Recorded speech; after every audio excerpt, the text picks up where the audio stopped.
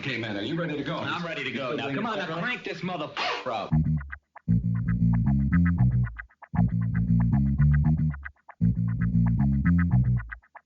Break it down like this.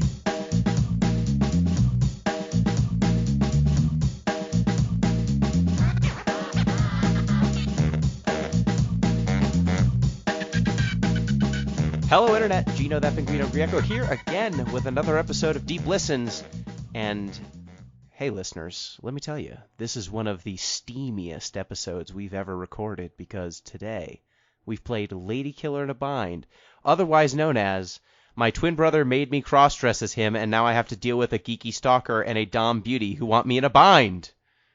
Whichever. That's the title. That's the other title. I wanted to read that so bad. I'm sorry. That first voice you heard is Pete Busby, who is always here. Hello, Pete.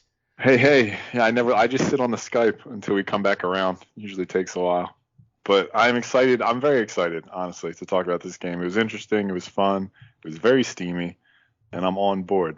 This week's fun fact, again, one that's actually fun. A rare win for us. So this is about the largest lightning bolt ever. So this happened in 2020 recently. It's probably climate change related. Who knows? But it set a new world record for the longest flash for a lightning bolt. Previous record was from 2018 in Brazil. But the new record, 477 miles. This lightning bolt spread across 3 states. That seems wild to me. Whoa. I know. Huge Zeus lightning is bolt. just from downtown with I'm that telling one. you. Thor and Zeus got together, they high-fived, and it just blew up 3 states. Awesome. Are there any pictures of that? Or like video? There's definitely satellite imagery that I saw, and you can see it like destroying clouds for miles. It's cool. When you were saying longest, I thought you meant like time-wise, like, oh no, this one lasted like 2-3 seconds. Yeah. I didn't see anything about the duration, but my guess is if it was that wide, it probably took a while too. I don't know. That's basically a Looney Tunes electrocution amount of time. The second voice you heard is M. Palladino. Hello, M. How are you doing? Hello. I'm doing well. I'm feeling good. This game, this was supposed to be part of my year of torture, but it doesn't really torture Gino, I guess. Haha, I like Christine Loves Games, you fool. I also like Christine Loves Games. I guess it fits in the theme because there is BDSM involved. So I am still on brand for this year. Yeah, you have pushed this podcast to a level of horniness we've not encountered before. So not since our Kirby and the Forgotten Lands Vor discussion have we had such erotic content on the show. And the third voice you heard is a special guest. We have Zandra, Alexandra Van Chestein. How are you doing? Hey, I'm doing all right. I'm hanging in there. I hope I pronounced your last Van Chestein or Van Cheston? It doesn't matter. Yep, that's pretty much it. It's not really meant to be pronounced in English anyway, so it's all good. All right. That's what I use, and I excited to talk about this game. Welcome to the show. And for you. folks who are not aware of Zandra, you have a very delightful stream with your Zandra bot. That is regular. Yes. So My cute. precious robot daughter, who is now a VTuber. Oh yeah, it's great. So where could people find you on the internets if they want to see your delightful streams and content? Easiest is if you want to check out my streams, I'm at twitch.tv/ZandraVandra. And I also write a bunch of books of illustrated, cute, wholesome light novels. And those are at books.zandravandra.com. That's usually the ideal nexus for all Zandra stuff. I have links everywhere. Excellent. All right. So without further ado, our usual plugs, you can get in touch with the show at DeepListensPod on Twitter, deeplistens.libsyn.com. We have our comment sections and deeplistenspodcast@gmail.com. You can support the show on patreon.com/deeplistens. And folks, I've got some good bad news about the Patreon. I love it. So we've told people that if we doubled the number of subs we got this year, we'd play Unlimited Saga for the PlayStation 2. Yeah. Now don't say things you can't take back. Well, we It's said too it, late. and it's too late because we did it. We're gonna have to This play Unlimited Saga. As This is as our my off the as my deep end favorite brother. as my favorite Gin Blossoms album goes, congratulations. I'm sorry. Yep.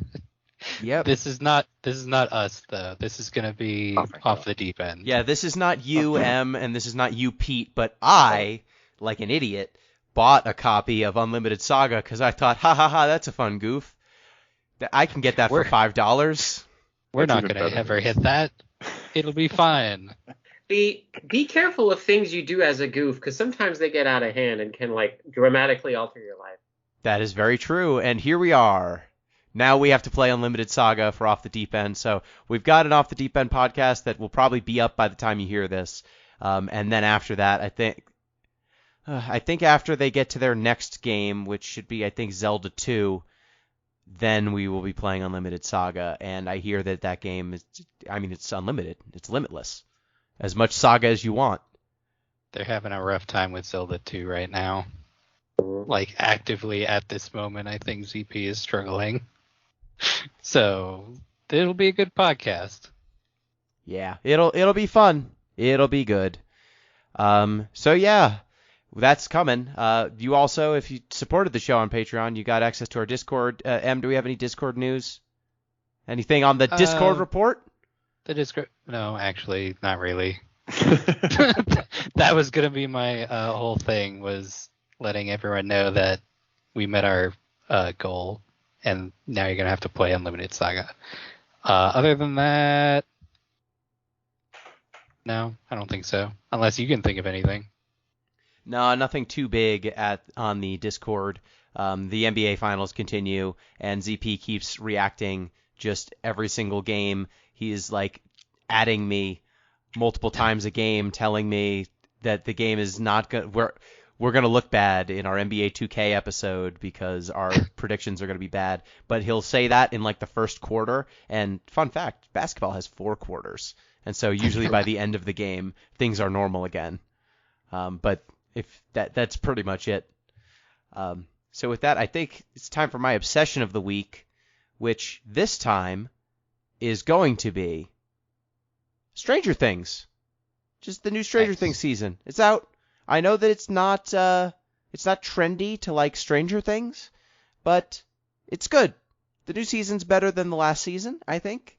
It's better than the second season. It's probably the best season they've done in a while. And yeah, it's a good show. They brought Kate Bush back from the 80s, and now she's very popular again on the charts because of that show. You might want to wait till part 2 comes out. Kate Bush of Running Up That Hill. Yes, of Running Up That Hill.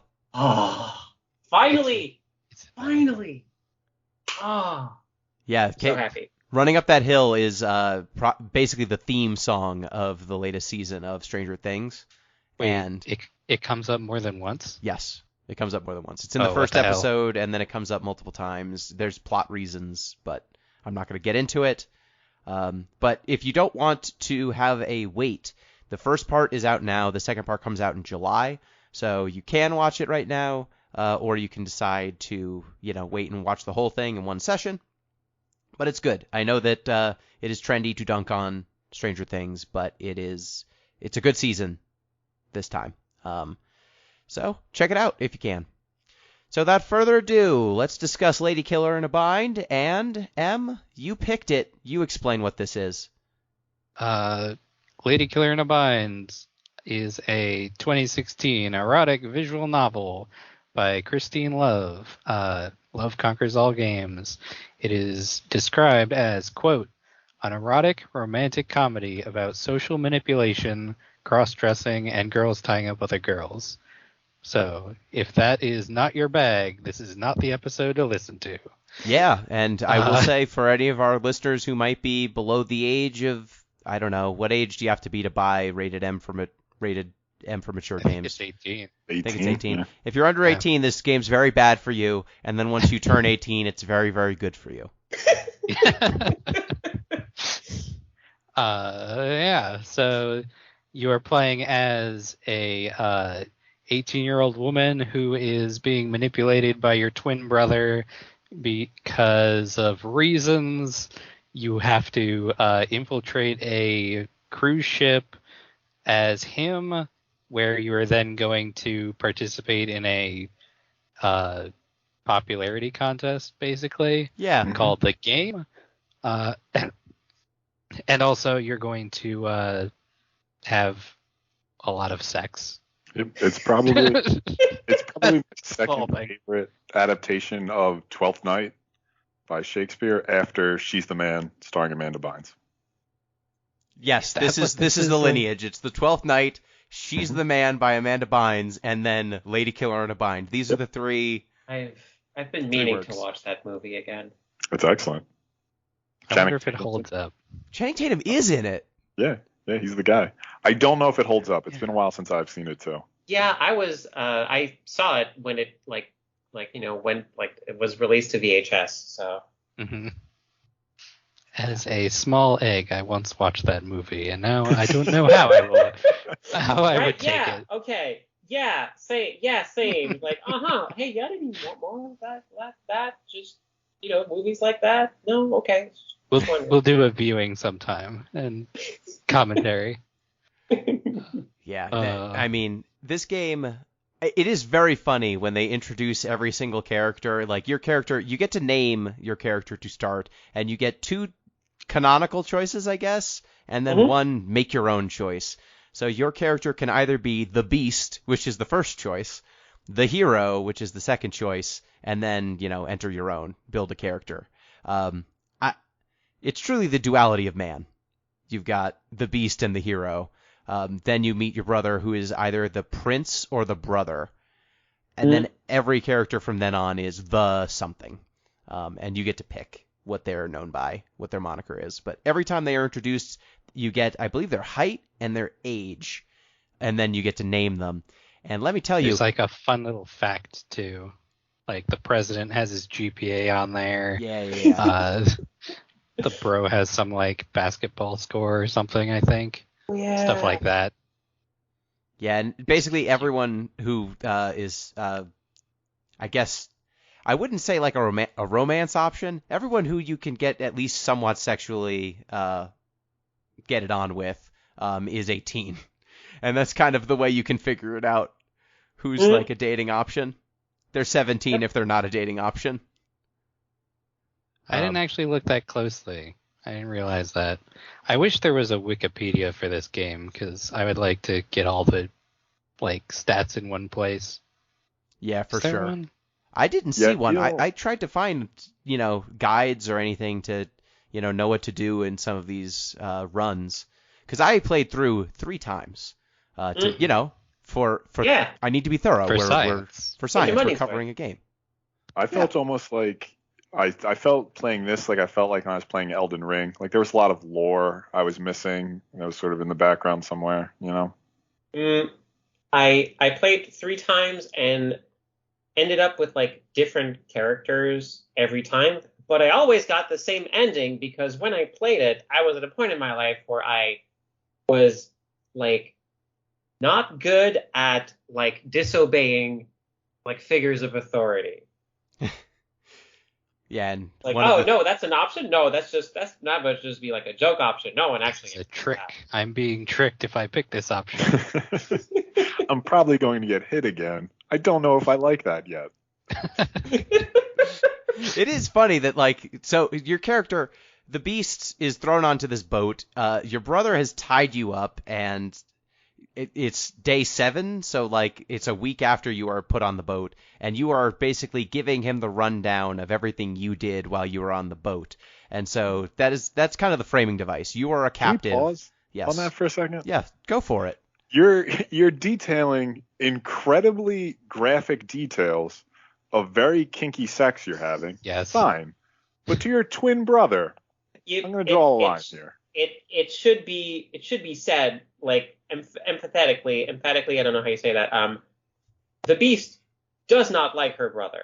No. Yeah. And so any opportunity she can have to make him uncomfortable, she will take. That was my interpretation of That's fair. That's a good one. Mm-hmm. It's just at the beginning, the Beast is like, so I I had sex with a lot of people, like a lot of people. You sure you want to hear this? Hear this? Brother? And then the brother's like, yeah.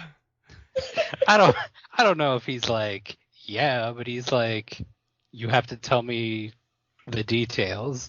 And then she's like, okay, and then she tells you all the details. Look, all I'm saying is you only ever see the brother from the waist up. That's all I'm saying. He's canonically uninterested in sex, though. Like, that's a recurring theme about him. Yeah. Do we know that? Yeah, they like multiple characters mention how either they either dance around like he has no game or he has no game because he's not interested in any of that. I Not thought to he was say just he's like asexual, he's just a tool, kind of. Yeah, I thought he was just a bastard, and that's why he did not get laid very often. Yeah, he's just manipulating people. He's here to manipulate people, and if flirting is how he manipulates, then that's what he's doing. But he's not actually trying to get it on. But yeah, you're tied up, and you're giving your brother graphic detail, and you can choose to not have the sex scenes, which is that's your option. Like the brother. The Beast is like, you sure you want to hear about these naked boobies? And then the brother's like, either yes or no. And at I that appreciate point, that. I appreciate that choice. I also like, yes, but tell me you were wearing Christmas sweaters. Yeah. That's Christmas sweater mode was a nice touch. I had to do that because I was playing in my office with 2 other people in it. So I was like, yeah, I guess I'll have the Christmas sweater version this time. Wait, is it the same drawings, but they're wearing Christmas sweaters? Yes. So they're still like ball gags, but there's no visible Christmas ball gags. She still has the like choker, but it will be like a Christmas sweater with ropes on it. It's very funny. I want to be in the room when they were like, okay, we need to draw these twice. Why? Well, the Christmas sweater version too. I don't think it's even drawn twice. I think it's just overlaid on top of the That's even other better. drawing. It's a very clever overlay. So no drawing twice was needed. That's even better. Because sometimes it like fades in and you can almost see something, and then it like Christmas sweater. Amazing. All right, so when you basically are giving this story, you are put on this boat. When you first get there, you have to find your way to your room. You meet the maid, who is apparently taking care of everyone on the ship, like making sure that the cruise functions as a cruise. She knows that you are not the prince, and her and the beauty know that you are not the prince. Everyone else does not. Everyone else thinks you are your brother because you are cross-dressing. And you two look identical. Yep, and you look identical, and he wears pretty loose-fitting stuff anyway, so, you're the same height, everything else, no one's the wiser. So you pretty immediately are introduced to the game, which is, like I believe, Pete, you said it's a popularity contest. Everyone gets burner phones that have one vote on them, and you can vote for people and transfer your votes. And whoever ends up with the most votes at the end of this cruise gets $5 million. Is the Canadian setup. money. Yeah, so There's a lot. How many loonies and toonies is that? These are high school kids in a high school class on a boat, mostly unsupervised, playing a game for $5 million. I don't know where this high school is, but the rich just lead different lives than the rest of us. Yep. Everyone rolls with it. They're like, of course. It feels very like Danganronpa, or what's the other one? Like, I know it's like 3 letters. 999, yeah. Like, those you're actually killing each other, though, which I feel like probably wouldn't work for this kind of game. Here's the little death. Sexy, You're little deathing each other. Yeah. Ooh, it's a that was popularity good French contest. reference. It's not it's not anything more serious than that. So, but it still has stakes? ? It's unclear if the stakes are real or not. Yeah, I know the Beast has like the whole like is in a sort of like I think if I recall, because I played this game a while ago, like she is in a bit of a financial bind also, so this is kind of like gonna like clear her debt. or get her motorcycle back or Yes. something. Her goal is to get her motorcycle back, Yeah. which is, we can all relate with that, you know. Yeah. And so Sure. she is doppelganging her brother to get her motorcycle back. That and sounded weird. I didn't like that. There's a lot of these little entendres in this episode. Mhm. It's fun. Yeah, that's the danger of playing Ladykiller in the bind. It's all double entendres all the way down. Yep. So once you kind of get set up with the game, you then are presented with different people who you can spend time with, because this is a dating sim. You can spend your mornings and your evenings with different people, depending on who you're spending your time with. You get the kind of two counters that go up. There's suspicion, which is whenever you do things that your brother wouldn't do, your suspicion goes up. And I assume that if you get to 5 exclamation points, you lose. I never got to 5 exclamation points, but the game makes it seem yeah, like it's bad. Yeah, my understanding is like they essentially say like, and then they tied me up to the like the bottom deck of the ship, and that's where I was for the rest of the whole thing. Okay, so you basically get Yeah, that makes apprehended, sense. and it jumps It's- you straight to the end. I think Yeah. it's essentially either the end or the game or a game over. I forget. I only did that once to test it out, or I only did that once in a situation I figured, well, I mean the option's there. It's not just gonna game me over. Oh, okay. And we're done. Fair enough. Yeah, and then That was probably in retrospect the first time I have called Christine's bluff in video games, and the first of many times I immediately regretted it. yeah, so like the suspicion is basically trying to convince you to role play as your brother, who is a jerk. So a lot of times your options that make you look like him or act like him will feel crappy because he's crappy. And then the second stat is your votes. So you are trying to get votes and not arise suspicion. And the more you kind of act like your brother, he's also very Machiavellian, so usually you'll get more votes when you're behaving like him anyway. But yeah, if you want to get closer to people and be nice to people, you will raise suspicion. So you can hang out with a plethora of different people. Who was everyone's favorite person to get to know? So I think there should be 2 categories. There should be people you can have sex with and people you don't get to have sex with. In the latter category, my favorite was our Brohim cousin. Chill dude. Didn't really want anything from me. It was nice.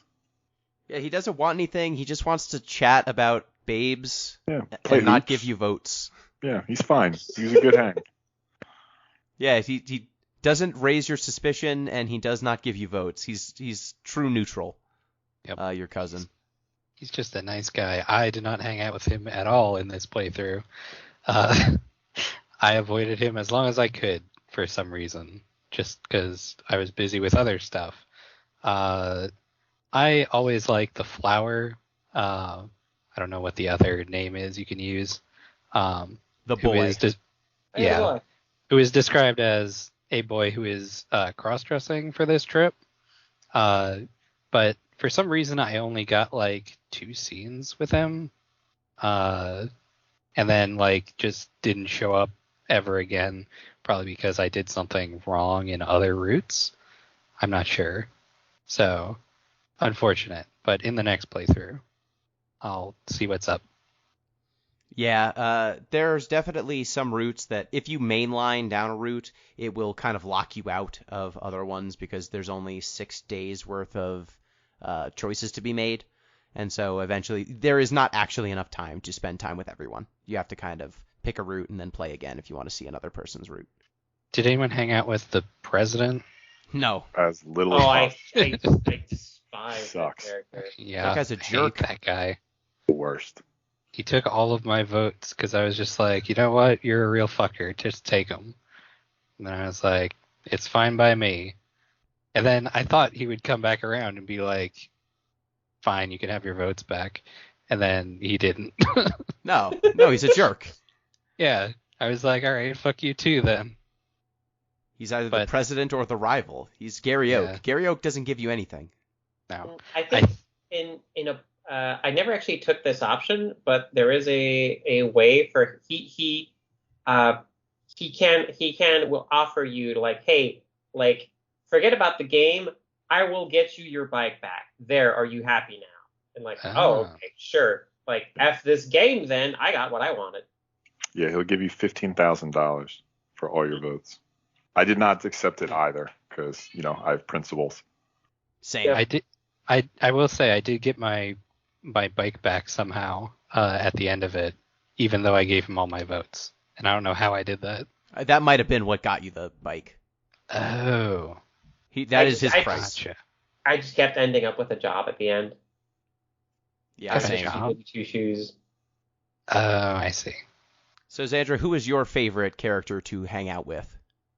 It's hard. I forget if like the maid counts because she's more of a chaperone, but in the like, secondary cast, I just really like the duo of the photographer and the swimmer. They're good. They are super into each other. They do not care about you. And they will lead you on, and I respect them for it. Yes. Yeah. They both lead you on in different ways, which is interesting. You only get to pick... Oh, go ahead, Pete. No. I'm going to elaborate. So, Gino, you finish your point. Sure, yeah. So my favorite character was probably the nerd or the lieutenant. I think are the two names. The principal, the president's second in command, the blonde girl who doesn't. She's a prude. She's a cop.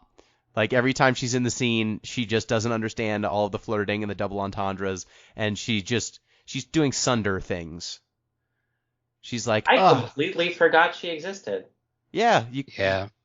I went down her route because I think there were a lot of votes in that I could take if I went down her route at one point. And if you go down far enough, you end up in a 7 minutes in heaven situation with her. And she's just like, what do we do? We're behind this stage. And you're like, well, we could do nothing or we could do something. It's really up to you. It's about consent. And then she's like, well, I guess we could kiss, I guess. And then you kiss, and then she's like, that's what everyone's talking about with kissing? Kissing's dumb. People are dumb. That was nothing.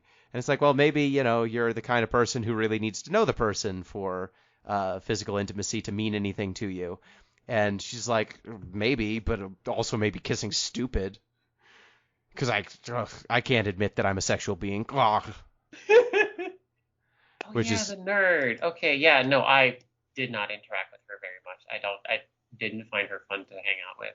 Yeah, she's not a fun hang, but she leads to a lot of fun situations because she is so awkward. Pete, you had something to say about the photographer and the swimmer? I'd like to derail things for a moment if I can. I'm sure we're going to get to some other scenes that were cut from the game later, but can we talk about the sex scene with the photographer? Sure. I don't understand why people weren't also upset about this one. Maybe they were and I missed it. I don't know. Okay. I forget how that one goes. So she basically I did this one too, yeah. She basically pins you to the bed and pours 2 martinis down your throat. Sexfully. Yeah. It seems not aggressive and distressing. Yeah, she does that, and then she's taking pictures of you, which seems like she's gonna blackmail you with. Yeah. While she's just messing with you, and seems to be very bored while doing it. So it's definitely a different vibe than the other ones. Yeah, she sells it as, up until now you've been acting like you're in control, but now I'm gonna make you the object, the powerless one. And so she just physically holds you down, forces drinks down your throat, and then, like you said, Pete, takes pictures of you. But then you make out a little? Yeah. Yeah, you get off. Yeah. But it's weird. It's, I mean, it's sometimes it's okay for things to be weird, and it just, someone's really into that, but that's just not me, and that's okay. Yeah, it's definitely someone's thing, but yeah, and then the opposite, the swimmer's path. So the swimmer's backstory is that she is your brother's ex-girlfriend from 10th grade, and they broke up on bad terms. And so Can you remind me how old is 10th grade? 10th grade, that is going to be 16. 16. Yeah. 16-ish, yeah. Okay. 16, 17, depending How- on... how old I you didn't play the route. How did they break up? Like, how do you break up on bad terms in 10th grade? So I think that they just... I don't think I even got the full backstory of how they broke up, because to ask how they broke up would have outed me or raised suspicion. Oh, right. Right. Yeah, it makes sense. Point. Yeah, you should know. Now that you mentioned that. That's the thing, is like a lot of times there are moments where a character's backstory is not known to you, and you have to basically pay with suspicion to learn the backstory. And so that usually meant that I just didn't learn the backstory and just went with it. Like a lot of times, like for example, when you're with the swimmer, she'll be like, order me a drink. And you can say, what kind of drink is that? And then you get one suspicion. Or you can be a jerk and say, order it yourself. I'm not your maid. In which case, yeah. if you just act like you're a jerk, she's like, oh, fine, you're not ordering me a drink because you're a jerk, not because you don't know what drink I drink. It's really fitting that you're cosplaying as a jerk, because that lets you get away with like not knowing things you ought to. This is clever in retrospect. Yeah, the writing it makes for It's clever so writing, smart. because you're basically aggroing your way out of situations where you don't know the answer. Like you just always put the onus on the other person, and then they're like, oh, it's because you're a jerk and are, trying to show you're superior to me, not because LOL, I don't know who you are. Yeah. Flirting sort of works the same way. Like, flirting isn't conversation designed to exchange information. Like, it's a game and it has its own set rules outside of normal conversation.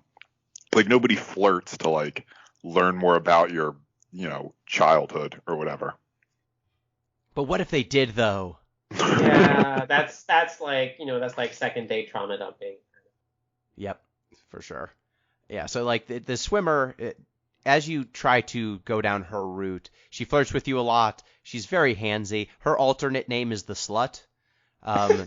So she will make out with you immediately. She will take her top off immediately. That is, she is the most aggressive coming after you sexually, other than the like two canonical love interests that we will go over next. And if you follow her route to the end, she will eventually ask you like to take the panties of someone you're dating, or you can also take a picture of them, as though that's better. And then after that encounter, where there's a sexual encounter, the 5th day, where you could spend time with her, she just ghosts you and then sends you a picture of her with the photographer. Which, yeah, totally. Your character's a jerk. Yep. Mm-hmm. I love them. They're Though great. apparently in the end game there is something that says you got revenge on the swimmer with the photographer, and I don't know how you do that, because I thought you have to go with either the swimmer route or the photographer route, and you couldn't do both. But there must be a way.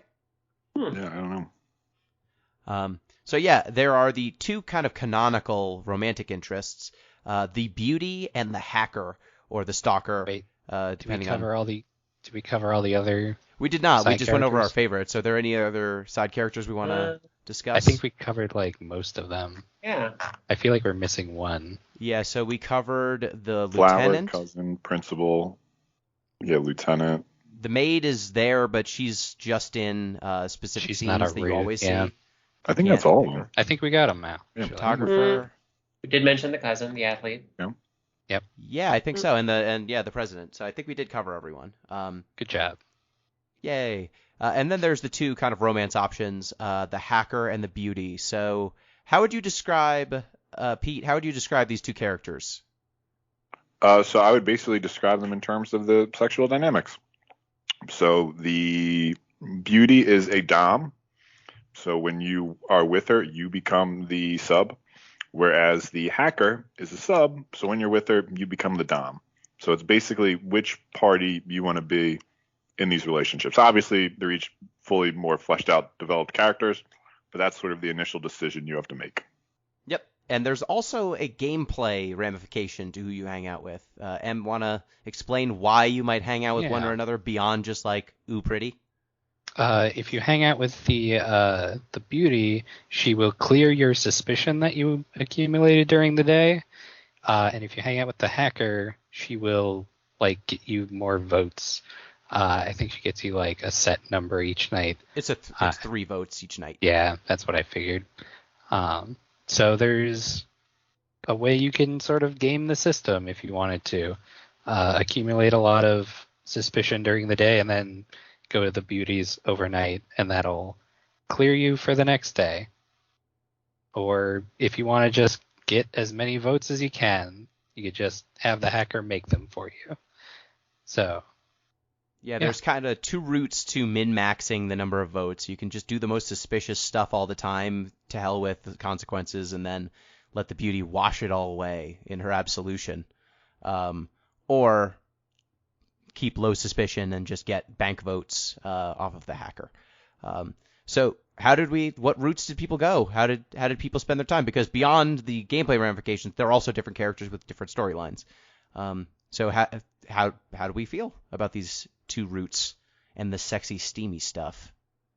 It was very steamy. I went full beauty. I went to her every night. I read some reviews online. They said this was a little bit easier of a route. So I said, all right, I'll do that. And I'll see what the whole deal is. So I stuck with her the whole time. And things got intense. Yep. Yeah. Yep. So, Zandra, what happens with the beauty? What's her deal? You said it's a dom, but it's very specific, too. Beyond just, like, she's dominant, she's also... Yeah, she wants to see you helpless. Yeah. And eventually she wants to see you cry.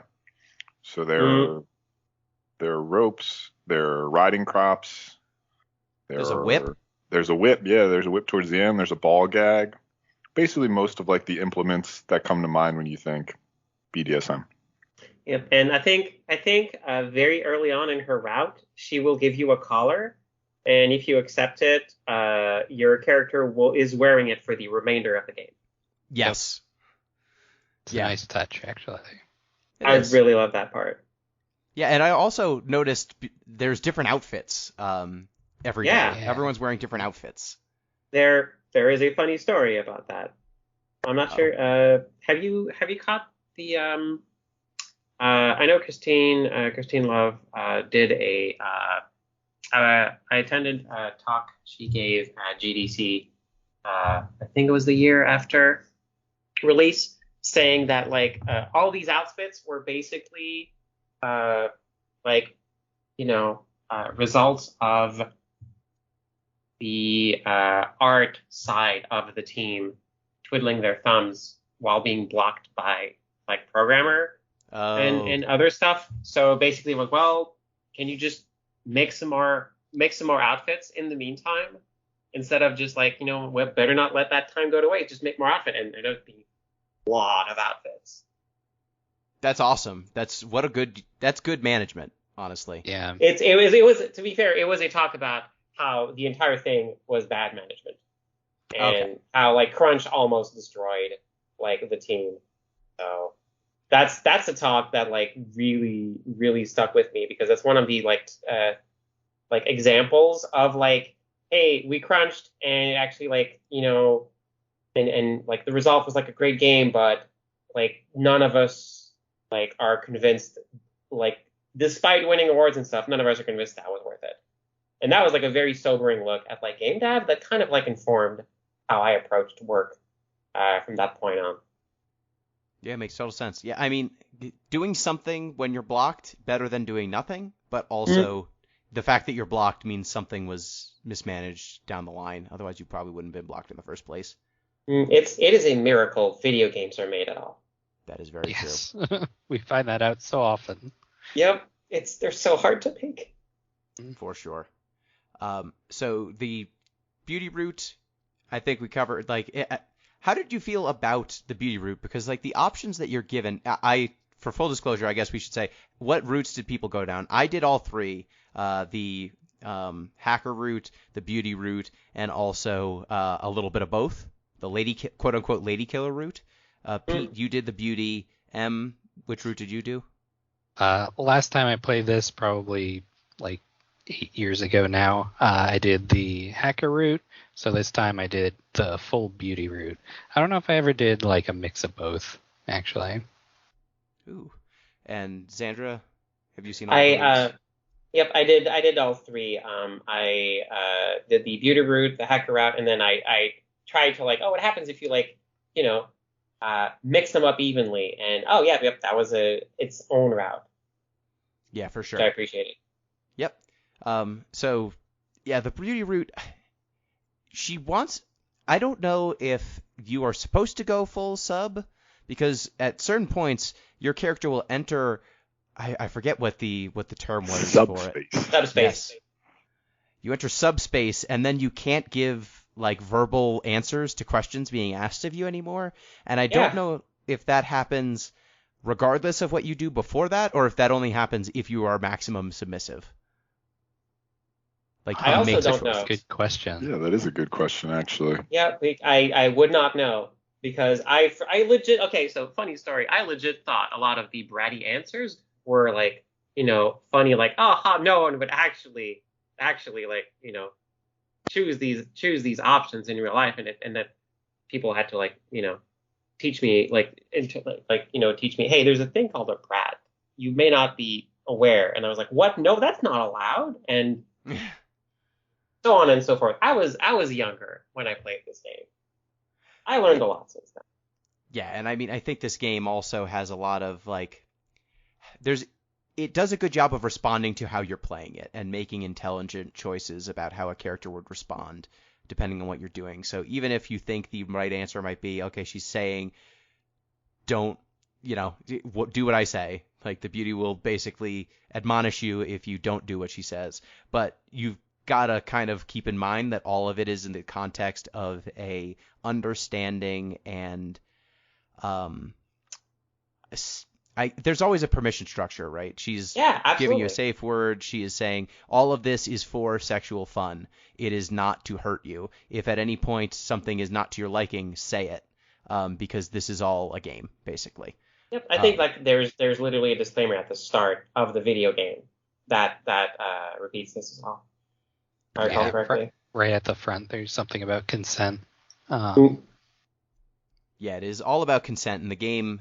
In the relationship with the beauty, explicitly, like, she is often saying, like, tell me if something's too much, tell me if something's too far. But I will say the one thing that kind of jumped me up was that you're not your character, and you don't necessarily know what your character would be feeling or seeing. You don't know this person of the beast. Yeah, that's entirely fair. And also there's always this like weird little like extra dimension when it comes to like, video game stories, especially. Like, we tend to forget this, but we also like especially tend to forget this when it comes to like, queer characters. These are still fictional characters; they're not actual people. Yep, for and sure. And so it's as humans, we easily like will project emotions and conscience and stuff like that on characters. But yeah, no, it is still like. On the tin. It is a story about fictional characters.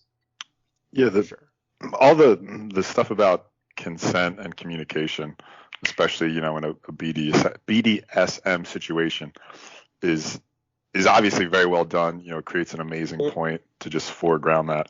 I did have one issue with this particular route though, and I will bring it up now. So this is a term I got from a book. It's an excellent book. I encourage everyone to read it. It's called "Come as You Are" by Emily Nagoski.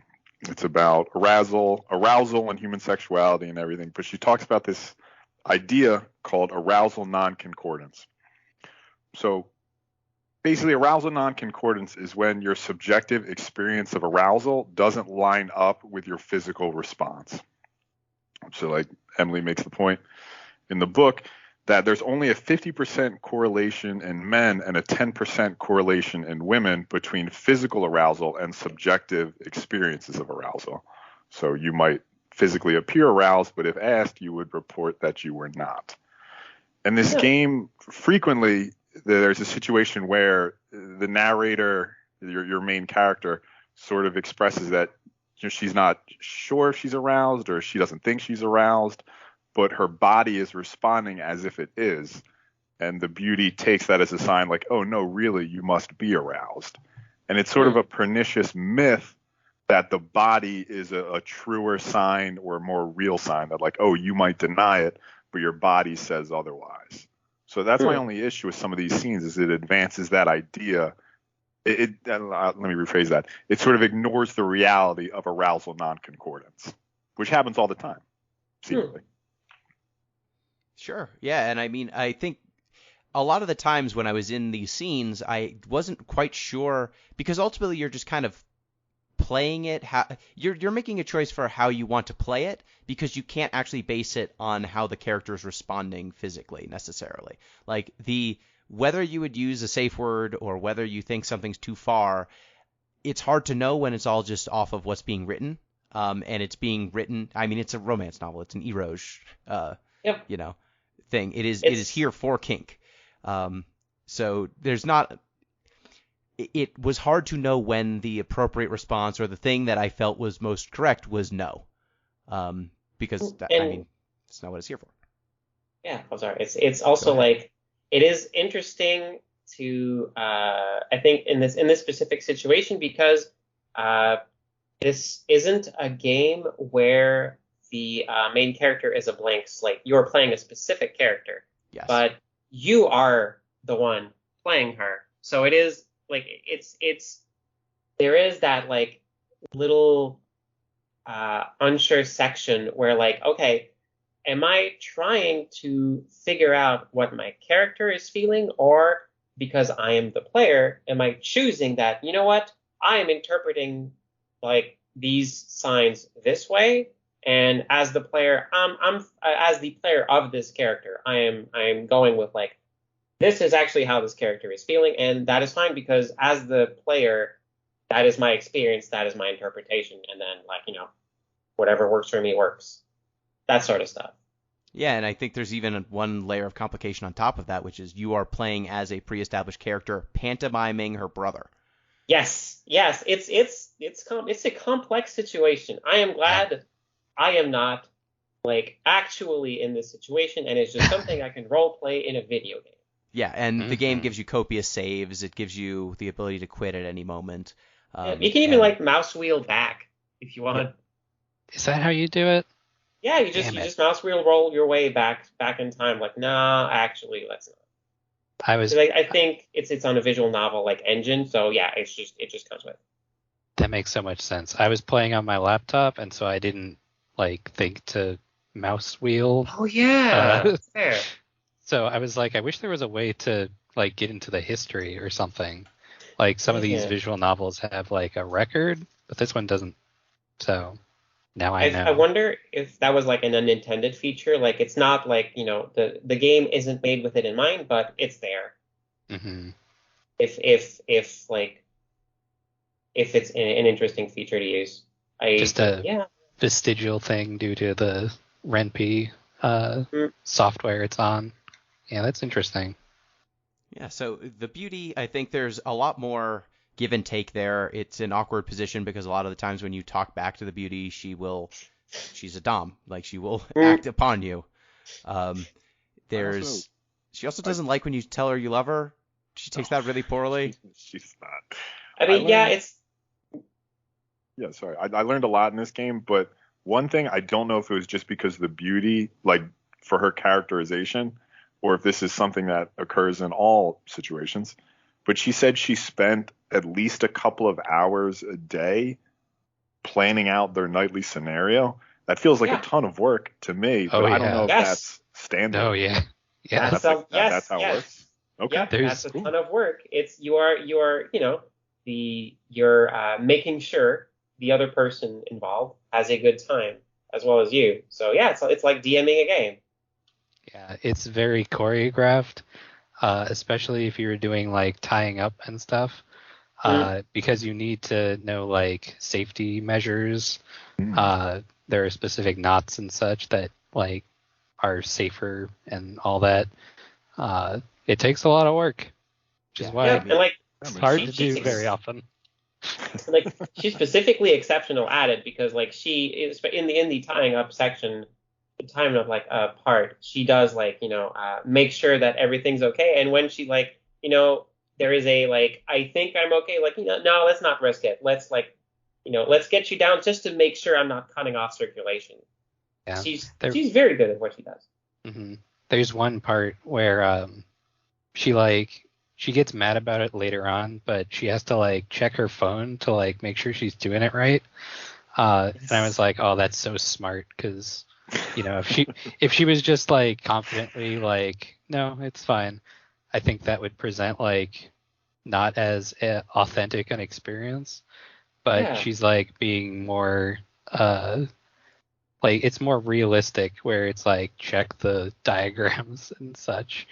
And also, I don't think she does. I don't know how much she's done this before, because her fiance is the president, and he seems like a stiff. He seems very vanilla. Mm. Yeah. She says that she is very boring. If he was the one tied up on a oil rig, she would not be coming to save him. Which he does suck. Yeah, everyone agrees. Honestly, it is pretty interesting when after every single one of these encounters where she is in complete control, there's usually very little actual sexual interaction. There's a lot, or I should say, there's a lot more teasing than there is actual direct sexual contact between the two characters. But every morning you wake up spooning, because actually she's very affectionate. Yeah, there's a good focus on aftercare, which especially in sort of more mainstream, let's just call it what it is, in mainstream porn, you don't get that same focus, which is a disservice to, impressionable viewers. Yeah, and I do enjoy the one time you show up and she's still in the bathtub, and because I think her nails got messed up. Yeah, and she so screwed up her manicure. Yeah, so she was taking care of that, and you got to have an interaction where she was not in complete control the entire time, and so you get to see her with her guard down a little bit. This game's really well written. It's very fun. All of the characters are very well fleshed out. There's a good Final Fantasy VIII reference in there, which is a sign of quality. Yeah, it did win an award for writing. That makes total sense. You do have to accept that these characters aren't like real people, so they're not going to talk like real people. No. But so long as you can accept this is a group of high schoolers on an incredible yacht playing a kidnap game and having wild kinky sex all the time, this is probably how those people would talk if they existed. Yeah, yep. You're going for dang it, there was a show, there's a man in it with very bushy eyebrows. It got rebooted recently. The OC? That's the one. Wow. They rebooted the OC. Why? Okay. That's how you described it. That is a stretch. I'm so happy you got that. I don't know exactly who he's talking about, but it shames me that I got it. Look, the man has one feature that you would know. Right, you're right. Yeah, so if you assume that it's rich spoiled kids who are up to no good, it's good for that. It is nailing that vibe. And then there's the nerd route, which the roles are reversed. You are more in control of that relationship.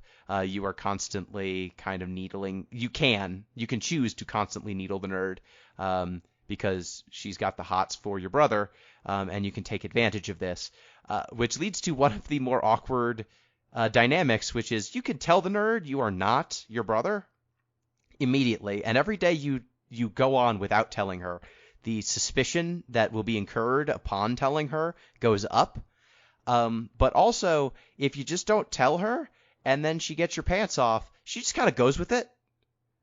Yeah. She just Can I tell you something about that specific interaction? Yeah. Have you told her? I have so in the route where I went Ladykiller, with 50-50 beauty nerd, I told her after a day because I felt like it was a bad situation. Then when I tried to do the nerd route without going to visit the beauty at all, the full nerd, I never told her because it's a lot of suspicion and I have no way to get rid of suspicion. Yeah, that's fair. That's fair. Maybe I'm imagining it, but I seem to recall telling her at some point and she did not believe me. Yeah, she doesn't believe you. If you tell her, she says, "Oh, sure." So your brother told her to expect that as part of his kinky role play, he would tell her that He's What a his specific twin fucking sister. bastard. What a specific kink. Oh Yeah. God, that's funny. I read this column online every once in a while. It's an advice column, and it's a good one. But people write in for sex advice, and one person wrote in, their kink was dramatic hair transformations. So they Sure. could only get off when, like, if people had very long hair and they got to cut it off. Oh And I was man, like, buddy, it's that's super inconvenient. yeah. What about wigs? It is, however, That's the physically advice that people possible. gave. So Yeah. I'm still happy for that person. Yeah. Because at least They were like- they got it physically possible. They were like, try wigs, and I was like, wow, that is great advice. Yeah, you should. Everyone should try wigs. That's true. But yeah, man, otherwise it's like, well, I guess I gotta wait another 2 years for this. Well, it depends on how drastic the hair transformation has to be, right? Do you think they Yeah. could like shave half a head and then, be good And then for, do the other half. do the other half later in the week or something? Maybe. Well, yeah, the nerd situation, she basically rigged the game, and she's into anime. Yes, she is. She very much would like to tell you about it. There's a lot of scenes with her, like you can just let her go on about nerdy topics, and the more you let her ramble, like the more dialogue options it unlocks in the future. But your character's too much of a dummy to understand any of it. And honestly, go ahead. Yeah, I just wanted to say, as far as one of the beast qualities, I think the fact that she is like clueless in all aspects makes her such a good protagonist for this kind of thing, because she's just like, I do not know what an anime is. Can you explain it to me? I think it makes it so much funnier for people who like know what video games are when she's like she's not making the Final Fantasy VIII references, but the maid is, and it just it's so good. She's just such a dummy. Big. She just wants her motorcycle back. Yeah, it's himbo Just energy. here for the motorcycle. She has huge himbo energy. I love it. It's great. And then, I mean, all the scenes with the nerd, it's funny because you can play a more cruel character with the nerd and be very domineering. You can also be endearing, and depending on how you go with it, the nerd will be more or less affectionate with you, it would appear. Like, at some point, she's like, oh, I thought you were this, charming badass, but it turns out you're just a big dork. But their relationship seems you can actually play that relationship affectionate much more than you can the beauty. Like, you don't have to be super domineering with the nerd if you don't want to be. You could, like, I found that a lot of the tone, because you're not telling her you don't have to tell her to shut up all the time, whereas the beauty will always tell you to shut up if you're not listening, it seemed like. I don't know. It might just be my own reads of it. Yeah, it's really, like, I think it's because the beauty has a lot more like outside of game baggage, whereas the stalker is like, freer. Yeah. Yeah, for sure. And there's always the relationship that the beauty is basically engaged to the president because her family's not that rich and his family is, whereas the stalker is just like has been stalking your brother for years and is wrapped around his finger. And knows what's going on with the boat in a way that your character doesn't, which I think should get us to the final plot twist. Because Pete, you described this. How did you describe the overall plot? It's gibberish. The plot doesn't make any sense. I don't remember this at the end of 12th Night, but it's been a while since I've read it, I guess. So the overall plan is, so you swapped places with your brother because he had to take your final exams for you because your dad's an asshole and would take your motorcycle if you failed, among many other reasons. Your father's an asshole. But your brother then turned this into a fake kidnapping in order to kidnap you, his fraternal but still identical twin, in order to ransom $5 million from your father 4, and this is the only part I support, an organization designed to take down capitalism. That Yes. part's fine, but the rest of it's very confusing. It's I also appreciate like the like, wink wink nudge nudge part, and it is lampshaded at some point that like someone like, the fact that they're like identical twins of different genders, and like someone says like, wait, that's not how twins work, and they just like wave it off like, nah. That's the only funny line the president gets in the entire game. It's when you try to tell him and he doesn't believe you, and he just goes, that's not how twins work. That was my favorite way to accumulate suspicion in this game. 3 suspicion, just tell him flat out. And then he's like, no, I don't believe you. That's not I'm real. like, okay. And he's right. And he's like, right. yeah, that is super suspicious. You're right, this game does have some plot holes, but who cares? or it is just like a slight confirmation that one of the two twins is trans. Yep, that is also a fair read of it, for sure. Though I think the plot that bothers me less than the like, why is your brother tying you up, hearing this whole story, and then auctioning you off, like ransoming you. Like, it's not like he's documenting anything or he's doing anything with all this information. Oh, I thought it was like to get like stories straight so that it wouldn't be discovered that you and him had switched places. Okay, Like, you have to like memorize the whole thing. Like, okay, I know exactly how everything happened. Therefore, for alibi purposes. Okay, I did not pick up on it being an alibi. That makes more sense. I think I would be even more distressed, though, if your brother then had to relate all these kinky sexual escapades to your dad. Oh, man, I hope not. That'd be weird. I don't think that's not. Your dad, who has not configured his webcam. Yeah. Despite being a multi-billionaire. True. Yeah, that would be great, though, if your dad was like, and so then you were suspended from the air from ropes, but where did one of the ropes go? I'll know if you tell me the wrong spot. I don't quite understand what happened here with the whip. Could you elaborate? So which nipple was it? That would be terrible. That would be even weirder than what you're doing with your brother. I have a lot of sympathy, too, for erotica writers having to come up with different terms for the same body parts over and over again. Oh, man, it's so hard. Not for that, but like for like me, it's like for a different thing. But yes, it's, oh, man, synonyms. Mm-hmm.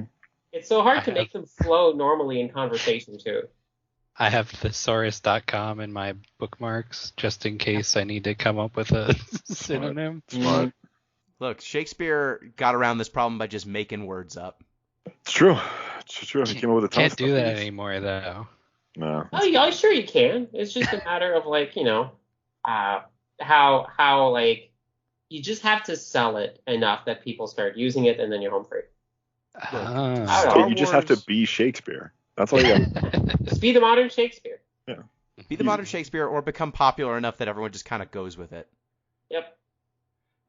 So I mean, at the end of this, it depends on which route you go down. I think if you go down the beauty or the nerd route, you basically end up kidnapped.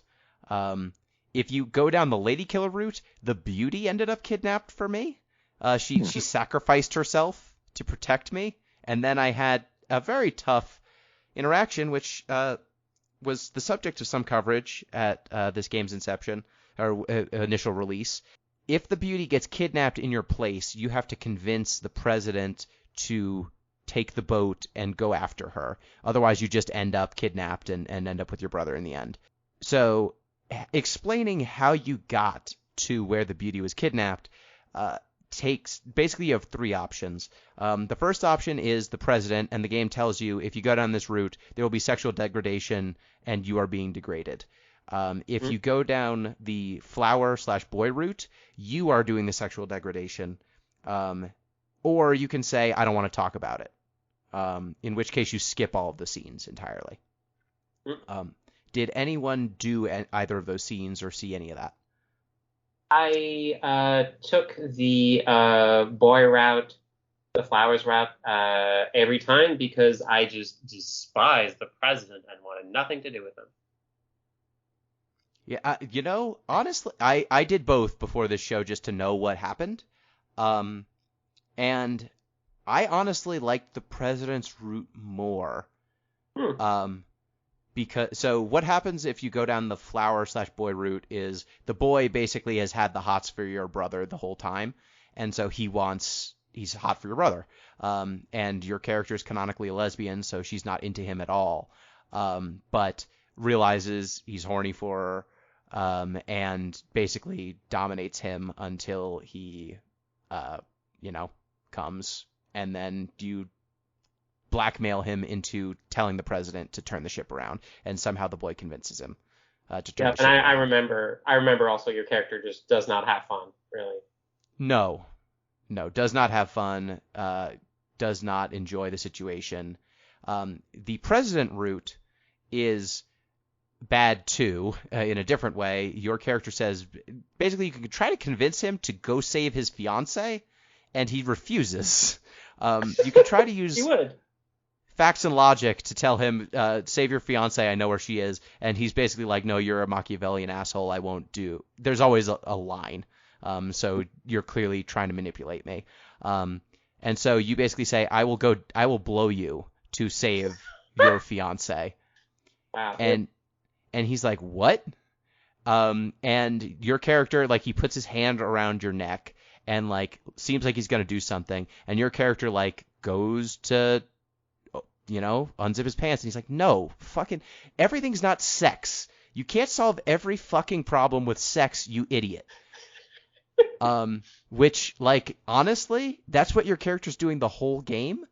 So, like, flirting is always a way out of every situation for your character. And the president's like, no, like, that's not how this works. You can't just charm me. You're not going to seduce me. I don't like you, and I'm not going to take advantage of you like that.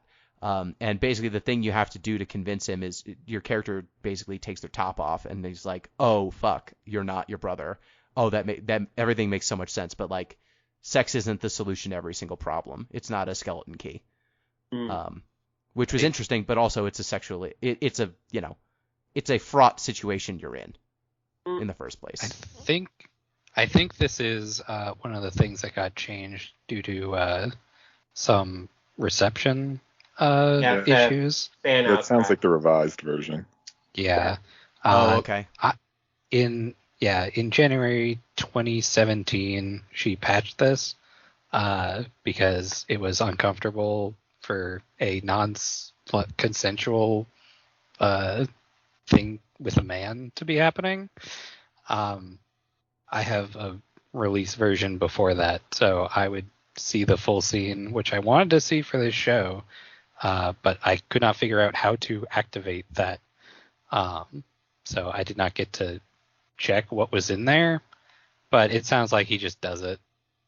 As I understand it from just reading the reviews too, it seemed like there was also some portions where, despite being canonically a lesbian, she starts to enjoy the sexual interaction with this man, and it plays into like a whole series of pernicious ideas about turning lesbians, quote unquote. Now, like I said, this is just from reading the reviews. I didn't play it. I don't know. But that's that is not the version I got. That is not the scene that is in the game that I bought. Right. And to be fair, my understanding, I also didn't, I played this at release, but I didn't get the scene specifically. But I know many queer folks who vouched for it and said it was nothing out of the ordinary. Also, it was specifically something this is a different, another one of those situations where no, this is something that someone is into, this specific scenario. And if it can just be not your bag, and that's fine. Mm-hmm. But this was a specific scenario, that was made for this. So it was the reception was not expected, is from what I understand. It's like this was not like a like planned thing to like pull one over on the eye of like the player or whatever. This was just like, oh yeah, here's like in a game full of like very different power fantasies and like, you know, hick fantasies. Here's a different one near the end to kind of switch things up around a bit. Yeah. I guess the only thing that I would say is for a lot of these scenes, there is the illusion of choice as to where you can break off the scene or direct it.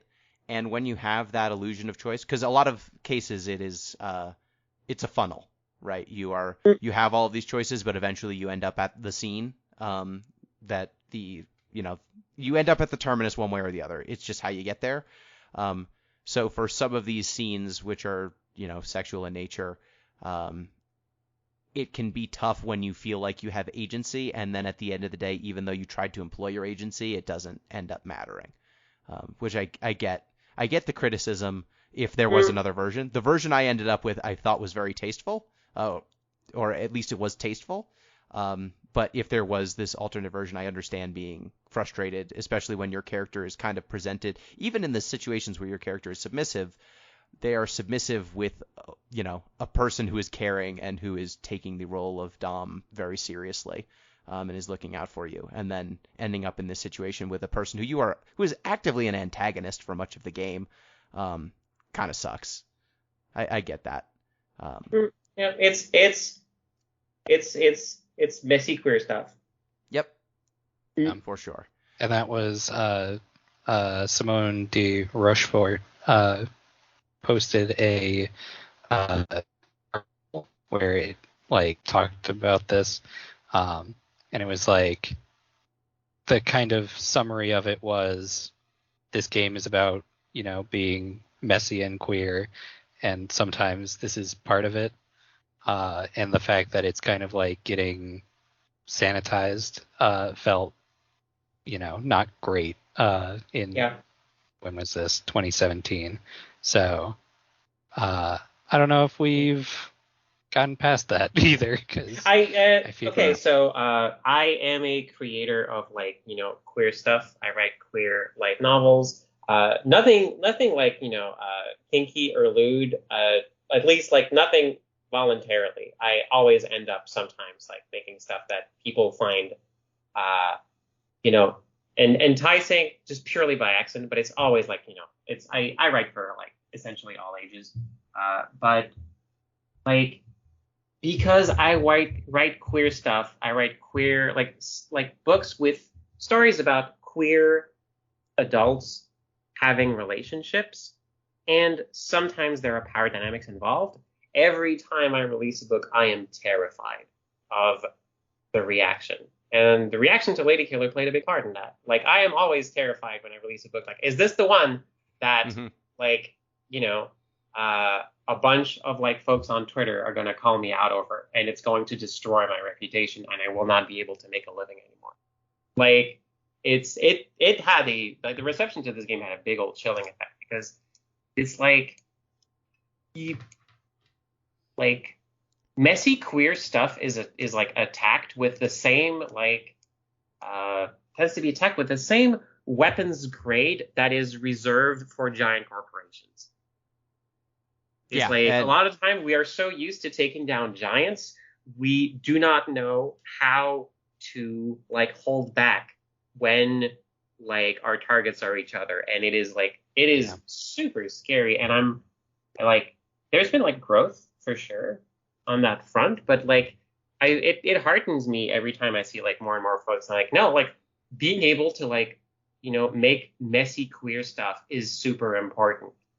It's part of it. Not everything has to be for everyone for sure, but also, yeah, these are, at the end of the day, these are still like fictional characters and fictional situations, and we're all like, you know, in the grand scheme of things, not very powerful, and we're just making stuff from the heart.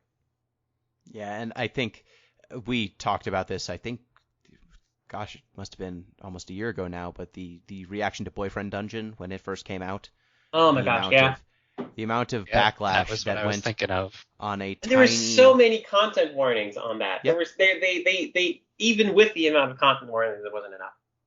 Yeah, and that game, a tiny indie developer who had to delay their game multiple times because of difficulties during development finally gets over the hump. They put out this dating sim, like hack and slash, kind of like RPG combo, and all people would talk about for like the first few weeks was, hey, what about this one scene where there's a person who I find distasteful and a plot line that I don't enjoy. Can't believe you put this jerk in your game. Yeah, don't put jerks in your games. Which, like, As yeah, an it's antagonist, tough. how dare you? How dare you make an antagonist who's bad? Yeah. Yeah, and that was specifically one of the parts I found the most like refreshing and interesting about Boyfriend Dungeon. That specific thing that people were all like, that some folks were all up in arms about. Yeah, it's a criticism too. Obviously, it's Alex, like you said, it's weapons grade with queer stories for obvious reasons. People are terrible reasons, but it's a criticism that sort of books, especially books by women authors from the past, are always sort of challenged by like, oh, why don't I like your main character? Why aren't they fun and free and easy? And that's not what the book is, and that's not what all our characters have to be. It's a weirdly long-lived, shady criticism. Yep. As someone who has recently finished my first book, which is basically congratulations. Thank you. Congrats. Yay, thanks. Which is basically a fantasy story, but it's about being a messy queer in your 20s. I am bracing myself for when it is eventually released. And I think I can sympathize with your fears about how it will be received, because one of the things I'm thinking about is a character who is like meant to be kind of a bitch to start off, and then I'm sure people will be like, she's irredeemable and she should not be with this other character, and all the stuff that they're gonna say on Twitter. So it's like, gosh, it's so important to be able to make these stories and to be able to make them safely. Like I've been inching my way. Like it took me like multiple stories before I actually had an antagonist. Like to give you an idea just how scared I was. But like so far it's been heartening to see like, the response like evolve, I think, a little bit. But it's stuff like with Boyfriend Dungeon shows us we're still not out of the woods yet. But it's been like we've had a lot of opportunities to see like folks who will stand up for the community at large, and folks like we can like trust to give like the feedback and like steer folks the right way, if that makes sense. Yeah, and I think, look, you can't have progress on top of these existing works without the works in the first place, right? Like, you can't, people dealing with messy content in their queer literature, once you get exposed to it, if you've only ever dealt with stuff that did not have antagonists or everything turned out rosy every time, it's hard to start to get the calluses, to start dealing with these topics without feeling so raw. Right? Yeah, like it's and on the one hand you have like this sort of stuff, and on the other hand, like it's always like it still blows my mind that like with, for example, just like Star Wars, everyone is like, oh, it's time to choose your side. Do you want to choose the space wizards or the army that keeps doing genocides all over the galaxy? Like, are you for real? Fascists? Yeah, like I'll keep writing about problematic queers. I think that's okay. I think I'm fine doing that, actually. Yeah, for sure. So kind of wrapping up the game, you have these choices, and then at the end you basically have the choice. Your dad is paying your ransom, you can basically say, I'm not my brother. Did anyone do that? I did not. Did anyone blow up his spot? I took the job every single time because Yeah. I had not yet learned how to stand up to authority. Yeah, so your options are you can blow up your brother's spot. You can basically take your brother's place, which will lead to you getting a multi-million-dollar job. My first playthrough, I went Ladykiller, and I basically ended up in a thruple with the beauty and the hacker, a millionaire. Yes, ending up with both of them. Polyamory representation. Yep. I'm so happy. So I didn't take the job. I rode off into the sunset on my motorcycle with the beauty. I don't know what happened to the president in this scenario, but you guys go to a cute little seaside B&B. So it's a nice ending. Mm-hmm. Yeah, that's fun. I really appreciated that. I got to see like the job ending with like all three possible like matchup with like soccer. It was really interesting to see like the slight differences between like when you have like the job, and it's always funny with the job because it's like there is the strong understanding that your dad knows but is too proud to say anything, so it's just continuing to pretend that you are your brother, and like your relationship with the stalker or the beauty is interesting, and I really appreciate that like when you're both like when you have a polyamorous relationship. Mm-hmm. Polyamorous relationship with the stalker and the beauty. I forget which character it is who like kind of begrudgingly like refers to like like your I forget what term they use, but you can see they're clearly upset that you have so many girlfriends, and it made me smile so hard.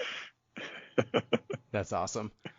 Yeah, I mean, I ended up in the job ending with the hacker, the job ending in the polyamorous relationship, and then alone without the motorcycle, without the beauty. Way to blow it, Gino. I blew it. I don't know how I blew it. I think I blew it because when the swimmer asked me to take the beauty's underwear, I took a picture of it, and apparently that's not any better than stealing the underwear. Turns out. Mm-hmm. And I think that ruined her trust. I think that's how I screwed it up, but I'm not sure. Or there was also a time when you could, like, I think, sell yourself out to your brother to help save the beauty, and the beauty's like, no, you should have more integrity. No, you were going to blackmail your brother for money so that you and the beauty could run away. And she's like, no, I thought you had more honor than that. And then you end up alone. And, yeah, the final cutscene is just, like, a flashback to when you two were cool. Oh, damn. Like a Christmas sweater would have really brightened that scene up a little bit, though. That's true. So, any closing thoughts on Ladykiller in a Bind? I love that game. Very kinky. It's funnily enough, it's the game that turned me butch. With the understanding that yes, like the game does not have the power to do that. I'm talking as a queer person with like some lived experiences, but it was basically because I got really into this game, I decided for Halloween to cosplay the Beast. So I got like the wig, the golden wig and everything, and I did a photo shoot. I took some pictures. It was great. And after that, I went like, hey, this is pretty good actually. Maybe I should get like a suit or something. And then things kind of like just got out of hand, and now I like wear short hair and suits like more often than I ever did before transitioning, and it's great. It's awesome. It's great when like games inspire you to try something new because you think it'd look good on you. It's true. I will be honest, this game made me give up on any dreams. I didn't really have dreams of it, but any dreams on the BDSM lifestyle when I found out there was 2 hours of prep. I'm out. Never mind. That's great. Yeah, I think this game, when I played it in 2016, was pretty formative for me for various reasons. I think it informed the main character of my book quite a bit in that kind of like Beast-esque way. And revisiting it was It was nice. I like to spend some time in that place. So thanks for letting me play it again. Of course. Yeah, this was a fun game. And We didn't let you. You forced us. I did force, but you could have said no. No. You weren't going to say no. You could have said, "Oh no, it's too sexual. We're gonna." oh no, it's too sexy. It's just too sexy for me. I can't handle Can't it. handle. Can't take it. Oh, it's just too. The story is. It's just too engaging and too attractive. Can't have it on the show. Are those exposed nipples? I never. That better be a male conforming body if I see nipples. Jeez, remember that's a throwback. Ugh. Yeah, so that is Ladykiller to bind, which means now, Pete, it is once again your turn to pick. Isn't it yours, Gino? Is it? No, Yeah. didn't I pick? Oh, you Yeah. picked. Oh, I did yes, the it is Viking my game. turn. Yeah. You picked the Viking game. I forgot. Well, it's my turn to pick, and I've got a pick all lined up. I've been That's waiting good. to play it for quite some time. So this was Ladykiller to bind is a game I saw at PAX East for many years and thought it's very funny that this is right next to like Skatebird, but one day I will check that game out. And next to the Skatebird, I believe, was Floppy Nights, which is out. Oh, hey. Floppy Nights. Yeah. My I girlfriend played assume that this is recently. Knights with a K. Yes. Yes. Yes. Spelled Oh, this is FLOPPYKNIGHTS.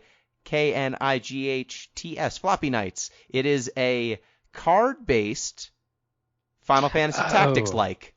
I I saw think you this is- playing this once. This Yes, is I a played- hard. We're taking a hard turn. Yeah.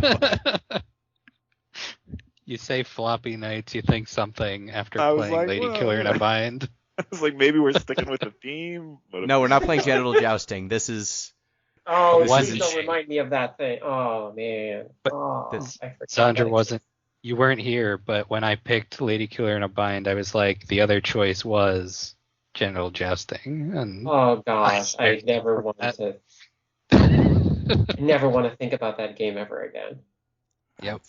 Thankfully, you didn't pick it. So yeah, Floppy Nights is officially out. It is, I believe, on Game. It might be on Game Pass. It's definitely on Xbox. It just came out a week or two ago. Pretty sure it it's is- on PC as well. It is Yeah, definitely it's on on PC. Steam. I have it for PC. I've been wanting to check this game out ever since I saw it. I've been on their mailing list for like 2 years, and they got delayed by COVID. So I'm glad the game is finally out. The art is from the folks that did Dicey Dungeons, and the design is it's from, I believe, Rose City Games. Yeah, Rose City Games. So we'll be checking out Floppy Nights next. So thank you, Pete. Yeah, this was a cool game. Opened up new vistas for me. I'm glad we got it in. Thank you, M. Thank you, Zandra. It was lovely to talk with you. Yeah. Big fan of your work. Yeah, Zandra, thank you for joining us. I'll plug you if you like short stories about queer girls transforming into animals sometimes. Yeah, Shy Nerds turning into cat girls. And Yeah, among other it's things. cute. It's very cute. Big fan. That's Yeah, me. so much. Thank you And for thank having you so much for joining us, Sandra. Where, again, in case people forgot from the beginning of the show, where can people find you and your work? Oh, yeah. When in doubt, it's books.zandravandra.com. That's where all my stuff is. I'm also on Twitter and on Twitch at Zandravandra. You can find me there. I often do variety streams. In the morning, I do morning streams where I say good morning to Mega Man. And I just keep writing books and publishing things and just doing a whole lot of stuff. It's great. And also, folks should just get Ladykiller. If anything, if you like this discussion, it's still on Steam and on like a lot of places on itch. I believe you should just go get it. Yeah, and if you haven't already gotten, oh dang it, Name of Game. We played it last year. It was Final Fantasy 13, and that made me upset, yes. but otherwise it was good. Get in the car, loser. Get in the Yes, Car Get in the Loser. Car- Yes, my favorite game of last year. Yes, You did play it's- If you haven't played Get in the Car Loser, we covered that last October. That game's still good, even though it's Final Fantasy 13 kind of, and that makes me sad. it was a great game for me to play as someone who has never played Final Fantasy 13. Yeah, it gave me war flashbacks, but that wasn't that game's fault. That was basically what our discussion came to. If you didn't play Final Fantasy 13, you'll like that one. I was Oh, very hey. confused. Something I almost forgot to mention. I write, like I said it before, I write light novels, and one of the things light novels tend to be, they're like short, illustrated, and they have long, convoluted titles, and I got that from Ladykiller. Awesome. Can we say the full title one more time? Yes, of course we can. So you could find it under Ladykiller Unbind, but if you're cool, you'll find the game under My Twin Brother Made Me Cross-Dress as Him, and now I have to deal with a geeky stalker and a dom beauty who want me in a bind! Exclamation point, exclamation point. Ooh. Or Ladykiller in a Bind. All right, so reminder, you can get in touch with the show at DeepListensPod on Twitter, deeplistens.libsyn.com. We have our comment sections, and deeplistenspodcast@gmail.com. You can also support the show on patreon.com/deeplistens. Thank you, everyone. Till next time, peace!